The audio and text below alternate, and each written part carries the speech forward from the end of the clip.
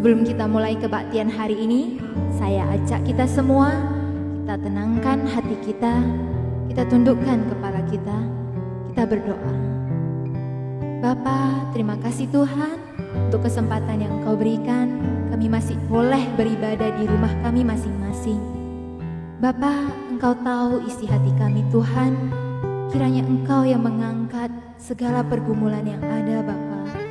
Engkau yang berikan kami kekuatan untuk bersandar kepadamu. Engkau yang berikan damai sejahtera dalam hati kami. Bapa, kiranya Engkau yang memimpin kebaktian hari ini dari awal hingga akhir. Ke dalam tangan-Mu kami serahkan waktu ini Tuhan. Hanya di dalam nama anak-Mu kami berdoa. Amin. Mari kita naikkan pujian Manyo Nengli. Yakinlah teman-teman, ketika kita bersandar kepada Tuhan, akan ada damai sejahtera dalam hati kita.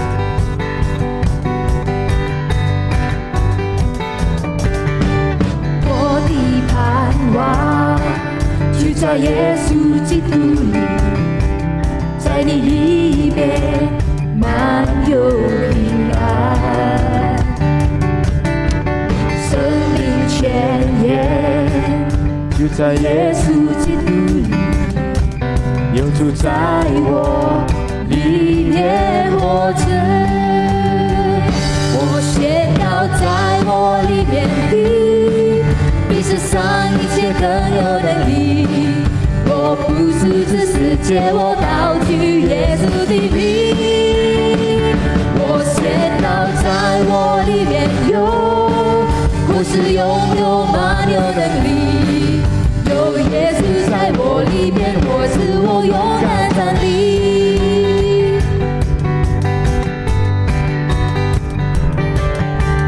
我的盼望就在耶稣基督里，在你里面满有平安，生命泉源就在耶稣基督里。有主在我里面活着，我宣告在我里面的，比世上一切更有能力。我不是这世界，我高举耶稣的名。我宣告在我里面有，我是拥有满有能力。有耶稣在我里面，我自我勇敢站立。主在我里面，没有惧怕能战胜仇敌。有主在我里面，没有惧怕还得胜有余。有主在我里面，没有惧怕能战胜仇敌。有主在我里面，没有惧怕还得胜有余。我宣告在我里面的，比世上一切更有能力。我不是这世界，我高举耶稣的名。我宣告在我里面有，我是拥有满有能力。有耶稣在我里面，我自我勇敢站立。我宣告在我里面的，比世上一切更有能力。我不是这世界，我高举耶稣的名。我宣告在我里面有，我是拥有满有能力。有耶稣在我里面，我是我勇敢站立。有耶稣在我里面，我是我勇敢站立。Mari kita berikan tepuk tangan yang terbaik untuk Tuhan kita.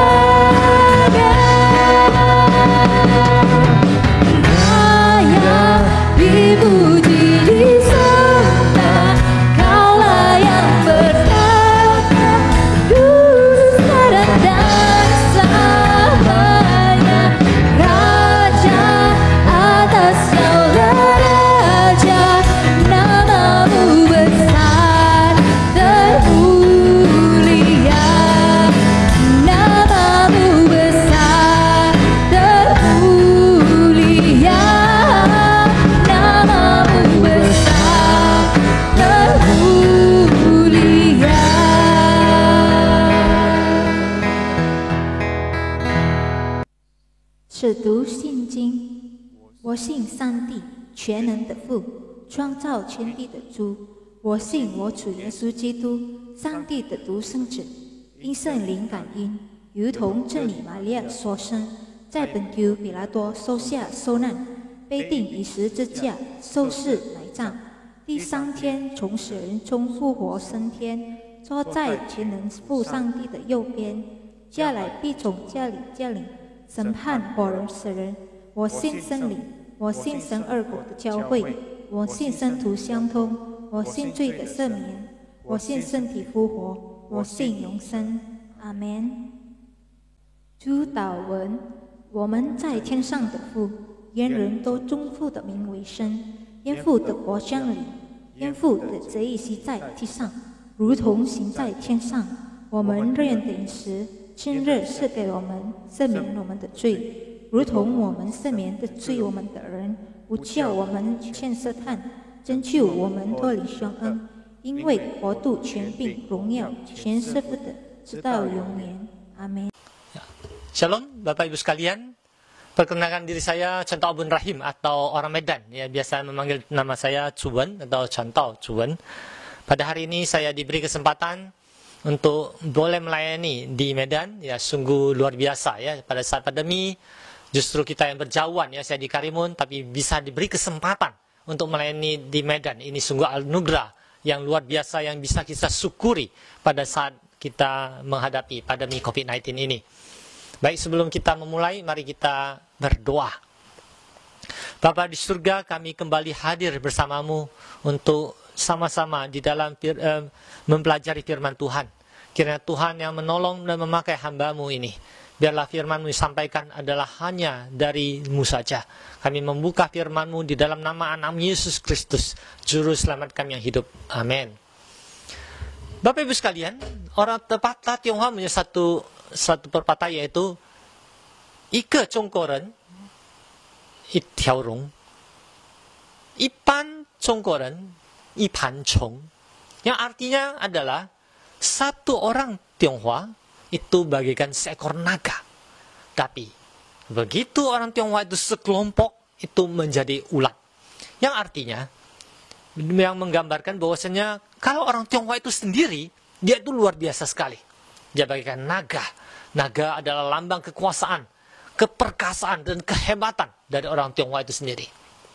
Namun sayang sekali, begitu orang itu sudah berkumpul dan banyak, mereka tidak bisa bersatu. Itu menjadi bagian ulat yang saling dorong-mendorong, gesek-menggesek, dan ya, kalau kita lihat ulat satu piring, itu kegiatan mereka tidak berhenti-henti di sana. Saling mendorong-mendorong, berebutan di sana.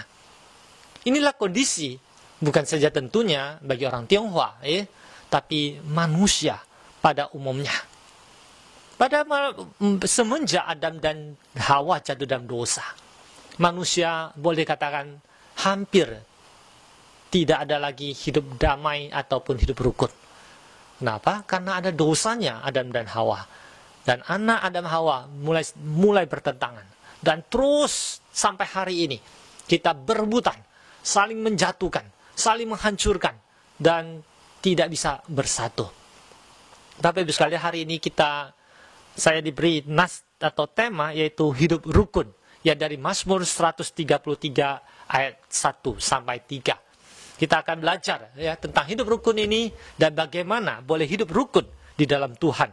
Sebelumnya mari kita membaca firman Tuhan, Mazmur pasal 133 ayat 1 sampai 3. Nyanyian Jara Daud. Sungguh alangkah baiknya dan indahnya apabila saudara-saudara diam bersama dengan rukun, seperti minyak yang baik di atas kepala meleleh ke janggut, dan meleleh ke janggut Harun dan ke leher jubahnya, seperti embun gunung Hermon yang turun ke atas gunung-gunung Sion, sebab kesanalah Tuhan memerintahkan berkat kehidupan untuk selama-lamanya. Bapak Ibu sekalian, di sini ini adalah yang kita baca tadi adalah Mazmur Daud. Raja Daud, dia menuliskan sesuatu syair. Kita tidak tahu di dalam kondisi apa dia menulis syair itu. Namun yang jelas kita tahu bahwa syair ini menggambarkan sebuah kerinduan hidup rukun. Indah sekali hidup rukun itu. Dan di ayat terakhir dikatakan, di sana bahwasanya di sanalah Tuhan memberikan berkat. Di dalam kehidupan hidup rukun atau kesatuan di dalam saudara seiman, di sanalah berkat. Dan berkat itu yaitu hidup kekekalan atau hidup selama-lamanya. Indah sekali, ya. Kita sebagai orang Kristen tentunya mendambakan, mengimpikan tujuan hidup kita adalah hidup selama-lamanya atau hidup kekal. Namun hidup kekal itu adalah hidup kerukunan, bukan nanti kita sesudah di surga, tapi kita harus jalankan di saat kita di dalam dunia ini. Namun memang tadi sudah kita ketahui, di dalam dunia ini sulit sekali kita melihat yang namanya hidup rukun. Suami istri, ya, waktu pacaran indah sekali, ya. Namun ketika menikah, apakah ada hidup rukun? Yang kita ketahui adalah justru sering terjadi percecokan keluarga. Hubungan suami istri yang sering berebutan, yang tidak mau mengalah, yang mau mementingkan diri sendiri. Sehingga yang terjadi adalah sering kita dengar adalah keluarga dingin. Tidak ada komunikasi. Sehingga ya berujung kepada perceraian. Ataupun anak dan orang tua yang sudah anak-anak tidak ingin pulang ke rumah karena rumah sudah tidak ada namanya hidup rukun. Sebagai orang Kristen, kita sesungguhnya mempunyai kasih Tuhan dan sumber berkat itu. Tapi kenapa justru kadang-kadang anak Tuhan tidak mampu hidup rukun? Khususnya di gereja, kadang aneh sekali. Gereja harusnya saudara seiman, di mana di sanalah kita boleh melihat sebuah keluarga yang saudara seiman hidup rukun itu. Namun pada hakikatnya kita sering yang melihat adalah saudara seiman gereja yang justru saling menyalahkan, saling memojokkan, saling memecah. Terjadilah perpecahan gereja di mana-mana akhirnya. Sungguh hal yang tidak sesuai dengan firman Tuhan. Nah, kembali kita ke firman Tuhan tadi, Mazmur Daud tadi. Kita ketahui Daud adalah seorang raja. Dia ketahui bahwasanya kekuasaan, kekayaan tidak bisa menjadi suatu pegangan ataupun menjadi kerajaan itu menjadi kehidupan itu menjadi hidup rukun. Karena dia seorang raja. Tapi dia sangat menyadari hidup rukun, rahasia hidup rukun itu ada di mana. Di sini dia memberikan dua perumpamaan ataupun ya penggambaran ya. Jadi seperti apa? Seperti minyak yang pertama, kedua seperti embun.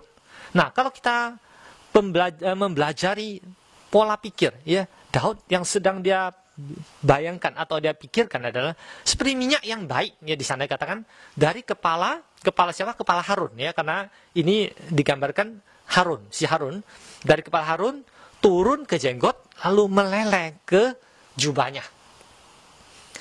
Kalau kita bayangkan hari ini, wah, minyak dituang di kepala, jijik sekali ya, lengket-lengket dan sebagainya. Dari kepala lalu meleleh pelan-pelan, lalu ke janggut, seperti kotor sekali ya, lalu ke jubah.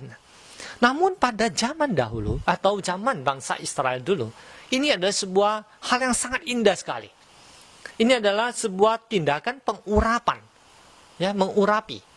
Daud sendiri pernah diurapi ketika dia masa remaja. Diurapi oleh siapa? Oleh Samuel. Ketika Allah memerintah Samuel untuk mengurapi raja baru bagi bangsa Israel, maka Samuel pergi ke rumahnya Daud dan dipilih ataupun dilihatnya saudara-saudara Daud itu. Namun yang terakhir, Daud keluar dan Allah mengatakan, urapilah dia. Lalu Samuel dengan minyaknya menuangkan di atas kepala Daud di antara saudara-saudara. Itu adalah suatu lambang pengangkatan ataupun pengurapan. Sebuah tanda bahwa nanti si Daud ini akan diurapi menjadi raja. Dan luar biasa sekali. Nah, tapi di nas ini, Daud tidak mengambil diri sebagai perumpamaan itu. Tapi sebagai Harun. Harun yang diurapi oleh siapa? Diurapi oleh Musa. Nah, ini adalah tindakan antara Musa dan Harun. Dan kalau kita mengetahui kedua tokoh ini, Musa, siapa? Musa adalah pemimpin bangsa Israel. Dia yang memimpin bangsa Israel keluar dari Mesir. Ya, di mana Ketika dia di padang gurun, di rumah mertuanya, Allah datang kepada Musa untuk pergi ke Mesir, untuk membawa bangsa Israel atau umat Allah itu keluar dari penjajahan itu. Tapi Musa sudah hidup nyaman, ya. Pada waktu itu dia tidak mau, dengan banyak alasan. Yang tidak bisa inilah, lalu karena mulut saya gagap, lalu Allah katakan baik. Dia memanggil saudaranya, yaitu Harun, untuk mendampingi Musa. Jadi Harun adalah asisten Musa untuk berbicara kepada Firaun nantinya. Nah, singkat cerita memang sesudah Musa dan Harun bersama-sama melayani, mengikuti arahan Allah, lalu dibawanya bangsa Israel keluar dari Mesir. Lalu bangsa Israel akhirnya sudah di padang gurun. Di sanalah mulai diajarin bagaimana mereka beribadah kepada Allah.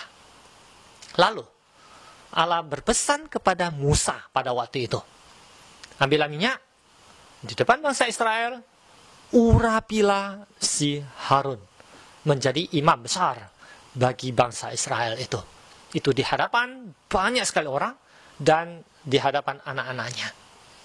Nah, ini itu tindakan indah sekali. Ya, nanti Harun akan menjadi pemimpin bagi bangsa Israel untuk menyembah Allah. Kalau kita kembali ke posisi si Musa yang melakukan pengurapan tadi, harusnya Musa yang memimpin, dia yang berusaha ataupun yang melakukan semuanya itu. Bukankah dia harus memimpin juga itu, kan? Memimpin bangsa Israel, ya, menyembah, menjadi imam yang luar biasa. Jadi bukan jadi nabi, tapi juga jadi imam. Harusnya demikian. Tapi Allah menyuruh Musa mengurapi Daud, mengurapi si Harun itu. Nah, Bapak Ibu sekalian, kalau kita pikirkan zaman sekarang atau diri kita sendiri, kita yang sudah berusaha memulai suatu usaha, ya, ataupun perusahaan atau suatu pelayanan ataupun suatu karir yang kita bangun, lalu justru kita untuk mengurapi ataupun menaikkan posisi orang lain yang jadi pemimpin, manajernya perusahaan, bagaimana? Tentunya bilang, oh, itu kan zaman dulu, ya. Zaman sekarang kita sudah berusaha, harusnya saya yang terkenal, saya yang diurapi, saya yang menjadi pemimpin. Nah, inilah letak permasalahan. Kenapa kita tidak mampu hidup rukun sampai zaman sekarang, sampai saat ini? Karena kita memang sudah dikonsumsi dunia, menjadi konsumen dunia tentang leadership. Memimpin itu harus dihargai, dihormati, kita diangkat, kita junjung tinggi. Sehingga kita berusaha menurunkan orang lain. Ya, kita tahu di dalam puncak kepemimpinan, ujung, itu kita di atas, lalu di bawahnya bawahan, kita anggap. Bapak Ibu sekalian, hal inilah yang membuat akhirnya pemimpin hanya di puncak satu, bawahan berebutan untuk jadi ke atasan.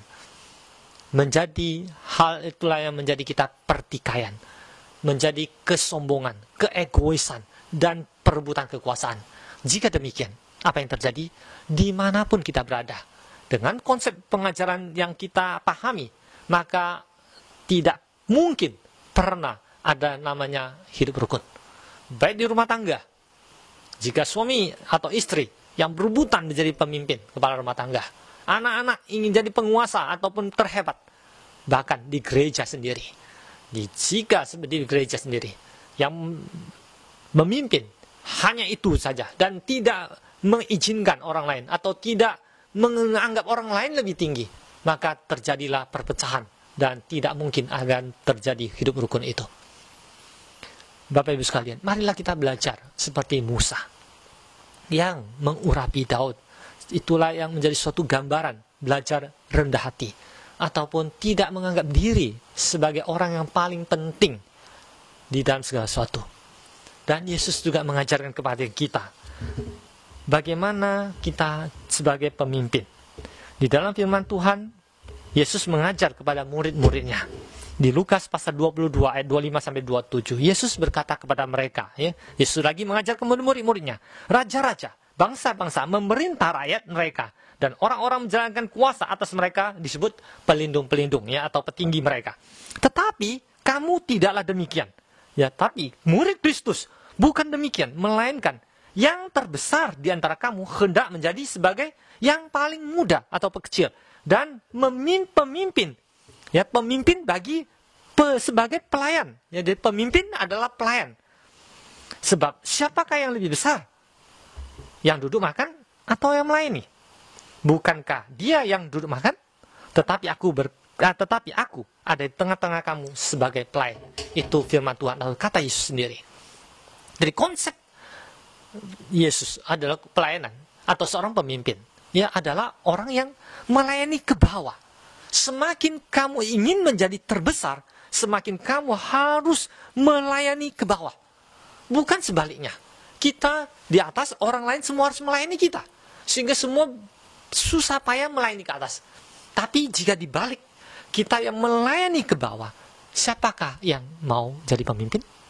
Karena sebagai pemimpin, mau tidak mau kita harus kerja lebih banyak. Lebih susah. Kita harus memperhatikan semua orang. Kita harus melayani. Kita menganggap orang lain. Ya, Yesus menganggap perumpamaan, bukan yang duduk yang jadi pemimpin, tapi yang melayani. Nah, ini adalah perumpamaan atau penggambaran yang luar biasa sekali. Jika demikian, kalau setiap orang itu ingin melayani ke bawah, siapakah yang mau direbut? Apakah yang mau direbutkan? Dengan demikian, pelayanan ataupun pemimpin itu banyak. Ya, karena melayani ke bawah kan. John Wesley katakan, dunia adalah ladang pelayananku. Di mana saja kita bisa melayani. Dan di mana saja kita bisa menjadi berkat. Tidak usah berebutan. Dan di sanalah kita terus melayani kemana-mana. Sehingga tidak ada namanya perebutan. Tidak ada namanya untuk sikut-menyikut. Itulah konsep kepemimpinan Kristus. Dengan demikian, maka akan hidup rukun. Karena dengan demikian kita boleh saling memahami, saling mendukung. Karena yang besar menjadi pemimpin.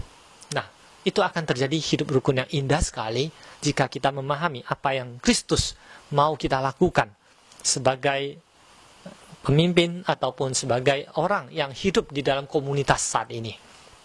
Hal kedua, Dot juga menggambarkan bahwasanya hidup rukun ya bagaikan embun, ya, embun yang dari puncak Gunung Hermon lalu meleleh ke gunung-gunung Sion. Nah, tentunya kalau jika demikian adalah Gunung Hermon adalah gunung yang tinggi dan gunung-gunung Sion adalah yang paling rendah. Dan embun itu ketika sudah mencair terus tentunya akan menjadi air yang mengalir ke bawah atau menjadi sumber air yang kemana-mana. Bapak Ibu sekalian, disinilah indahnya pengajaran yang Daud mau beritahu kepada kita. Hidup kita ini adalah hidup yang berbagi. Jika manusia egois atau mementingkan diri sendiri, tidak mau berbagi, maka hidup ini tidak juga pernah akan hidup rukun. Manusia kenapa tidak bisa hidup rukun? Karena kita mau bukan berbagi, kita mau dibagi. Kita menuntut hak kita. Kita mau orang lain memberi kepada kita, memperhatikan kita. Tapi kita memberi dengan hanya sebuah hiasan. Semua ketika ada orang lain, ketika ada wartawan, ketika ada seseorang melihat, baru kita melakukan. Itu hanya sebuah hiasan saja di dalam diri kita. Namun Kristus mau kita adalah menjadi alat dari sumber berkat itu. Karena Tuhan sudah mencurahkan berkat itu di atas Gunung Hermon dan harusnya dialirkan di mana-mana. Karena kita ketahui di sana sumber air yang terbesar di gunung ya. Kalau di Medan ya kita ketahui ada pabrik aqua yang dekat Brastagi sana. Itu setiap hari air diambil berton-ton untuk disuplai ke konsumen kota Medan dan sekitarnya, yang airnya sampai hari ini tidak pernah kering dan tidak pernah berhenti. Kenapa? Karena sumbernya di sana. Ya, sumbernya di sana. Tapi kalau berhenti bagaimana? Kalau sungai itu dihentikan, ya, lalu tiba-tiba dibuka, maka akan terjadi adalah banjir bandang. Ya, ataupun banjir akan melanda suatu kota nantinya. Tentu itu berkat sesungguhnya tidak boleh disimpan. Ya, Daud mau mengajarkan kita berkat yang Tuhan berikan pada kita. Apa yang kita miliki itu kita harus belajar berbagi. Kita harus belajar saling memberi kepada orang lain, khususnya pada saat pandemi demikian. Saatnya lah orang-orang Kristen untuk bangkit, untuk keluar, untuk membagikan apa yang punya yang ada pada kita. Bukan kata, oh saya juga terdampak COVID-19, saya juga susah, kok orang lain tidak bantu saya. Tidak. Kita punya sumber itu, yaitu dari Allah itu sendiri. Karena jika kita tidak berbagi, kalau kita selalu memikirkan, saya masih sedikit, sesudah banyak saya berbagi, saya mau katakan selamanya kita akan tidak pernah ataupun tidak akan pernah merasakan berkat yang Daud masukkan di sini. Karena Daud mengatakan bahwasanya jika kita boleh memahaminya nanti tentunya, bahwasanya dia kemudian bahwasanya Tuhan yang akan di sana Tuhan memerintahkan berkat dan kehidupan untuk selama-lamanya kepada anak-anak Tuhan yang memahami konsep untuk berbagi berkat itu dengan baik. Maka di sana Tuhan akan memberi berkat kepada kita semuanya. Untuk itu belajarlah kita. Marilah kita belajar dengan iman berbagi. Khususnya pada saat-saat pandemi demikian. Begitu banyak orang sangat memerlukan bantuan-bantuan kita. Karena jika kita tidak berbagi, apa yang yang ada pada hari ini di tangan kita, suatu hari itu akan menjadi busuk. Karena berkat Tuhan itu beda. Berkat Tuhan itu dialirkan terus. Ketika kami berpindah kemari, kami tinggal di sebuah rumah atau bekas kos PI yang sudah hampir 3 bulan ya tidak ditempati. Ya. Lalu di sana ada sumur. Di sini daerah yang sulit air, jadi kita hanya memakai air sumur, ya air sumur yang cukup dalam. Dan menurut teman-teman ataupun orang-orang sekitar, katanya sumur ini cantik sekali, sumur ini jernih dan bisa diminum. Ya. Lalu ketika kami pindah, lalu kami hidupkan mesin, ya ada mesin Sanyo pada waktu itu, yang keluar bukan jernih, tapi adalah mengandung seperti air parit, ya yang sudah diaduk gitu ya, ada sedikit kotor begitu. Heran kami. Buka, pikirnya kerannya rusak ya. Dibuka berarti tidak jernih juga. Kalau tidak jernih tidak masalah. Masalahnya ada bau parit. Airnya bau sekali. Seperti air parit. Dan tidak bisa dipakai sama sekali. Padahal katanya sumur ini indah sekali. Atau bagus sekali. Lalu kami cari tukang sumur. Katanya ini harus dicuci. Cucinya tentunya bukan pakai deterjen atau sampo ya, atau sabun. Tapi cara cucinya adalah bagaimana? Menyewa pompa besar dengan pipa yang besar, disedot lalu dibuang ke parit semuanya air itu. Dibuang sampai kering, tunggu lagi, dibuang lagi berkali-kali. Nah, jadi sumur itu kami pompa terus berkali-kali, ya sehingga kering, ya. Jadi mengosongkannya. Dengan cara demikian baru air baru bisa masuk kembali. Nah, kenapa sumur itu bisa bau dan tidak bisa dipakai? Karena terendap dan tidak pernah diambil airnya. Lalu sudah kami pindah tempat, ada suatu tangga, dia punya sumur. Ya, dia punya sumur juga, dan sumurnya indah sekali. Dia memasang sistem air otomatis. Airnya sudah penuh, maka airnya akan terbuang otomatis. Ya, jadi sehingga airnya tidak akan berhenti di sana, tapi dibuang terus. Bahkan sebagai tetangga, dia menyuruh, ayo ambil air dong tiap hari di sini. Menyuruh kita memasang pipa dan menyedot ke rumah kami. Kenapa dia melakukan hal demikian? Karena dia tahu bahwa sumur itu harus hidup. Itulah air kehidupan. Sumur adalah air kehidupan itu. Karena jika tidak diambil, maka sumber atau pori-pori air tidak akan masuk kembali berkumpul di sumur itu. Lama-kelamaan itu akan tersumbat pori-pori itu. Tapi kalau air itu terus diambil, maka pori-pori akan membesar. Air-air baru terus akan masuk ke dalam sumur, dan sumur ini akan semakin hari, semakin banyak air mata yang semakin besar, airnya semakin indah. Itulah konsep pemikiran di dalam air kehidupan itu. Bapak Ibu sekalian, jika kita tahu bagaimana menggunakan berkat yang Tuhan berikan pada kita, dan jika kita ketahui Kristus adalah sumber air kehidupan itu, maka hidup kita tentunya akan menjadi sumber berkat bagi orang lain. Jika setiap orang, anak-anak Tuhan, boleh berpikiran demikian, berbagi kepada orang lain, saling membagikan, maka hidup rukun akan terjadi pada saat ini juga. dan bukan sesudah nanti. Ya, tapi saat ini kita akan merasakan hidup rukun karena tidak ada yang terjadi perebutan. Tidak ada merasa saya lebih penting dari orang lain. Tidak ada merasa orang yang saya egois, saya memerlukan. Tidak. Tapi melihat orang lain lebih utama atau lebih memerlukan dari kita. Sehingga saudara seiman, ya baik di dalam rumah, ya suami istri, kalau menganggap bisa saling menghormati, maka jarang sekali adalah pertentangan ataupun pertengkaran. Anak-anak atau saudara di dalam keluarga, ya adik abang atau kakak sebagainya, bisa hidup saling mengutamakan dengan lain atau menghormati, maka akan indah sekali. Dan di dalam gereja tentunya sebagai sumber berkat ataupun tempat di mana kita boleh merasakan hubungan saudara seiman di dalam Kristus. Di sanalah harus sungguh-sungguh kita praktekkan, lakukan, yaitu marilah kita yang mau jadi pemimpin melayani orang lain, bekerja lebih banyak daripada orang lain, bukan sebaliknya. Bukan pemimpin menuntut bahwa untuk melayani lalu kita diam. Tidak, tapi kita adalah contoh teladan yang melayani orang lain. Maka tidak ada perebutan di dalam gereja.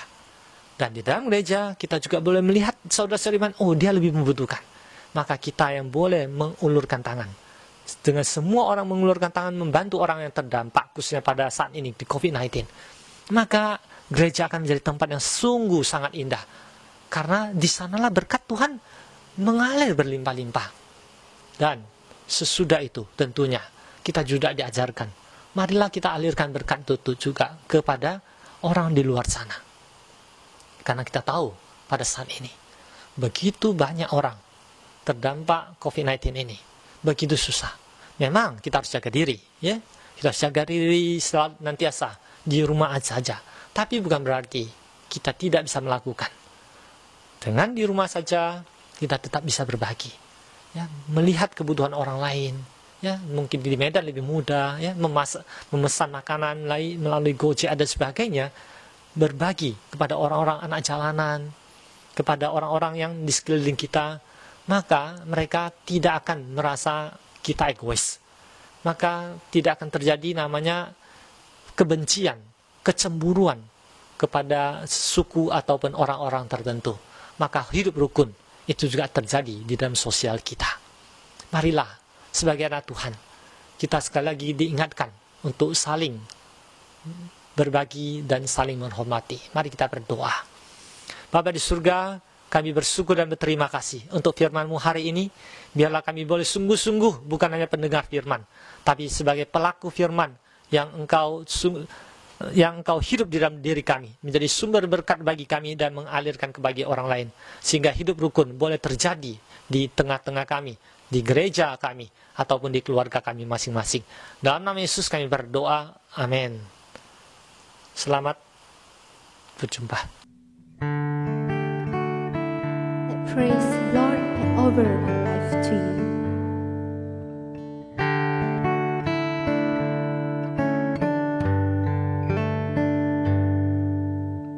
All that I am, all that I have, I lay them down before you, oh Lord.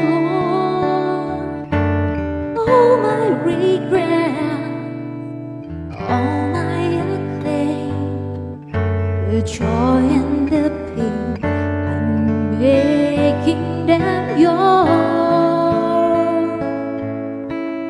Lord, I offer my life to you, everything I've been through. Use it for your glory, Lord. I offer my days to you, lifting my praise to you as a pleasing sacrifice. Lord, I offer you my life.